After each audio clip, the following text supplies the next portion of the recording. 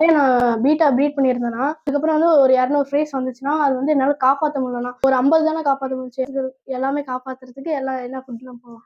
தம்பி ரொம்ப சிம்பிள் தான் குட்டி. பீட்டா ப்ரீட் ஆயிடுச்சு அப்படின்னாக்கா நமக்கு வந்து மினிமம் ஒரு 200 டு 500 குட்டி வரைக்கும் கூட வைக்கும். ஆனால் அது எப்படி நம்ம காப்பாற்றணும் அப்படின்னாக்கா முதல் 2 நாளைக்கு அப்புறம் நம்ம வந்து பேரண்ட்லேருந்து பிரிச்சிடறோம். 2 நாளைக்கு அப்புறம் தான் அது வந்து ஃபீடை எடுக்க ஆரம்பிக்கும். அதுக்கு எந்த மாதிரியான ஃபீட் கொடுக்கலாம் அப்படின்னா ஸ்டார்டிங் கல்ச்சராக வந்து நம்ம வந்து முதல்ல ஸ்டார்ட் பண்ணுறப்ப கொடுக்குற ஃபிட் வந்து மினிகிரில் கொடுக்கலாம்.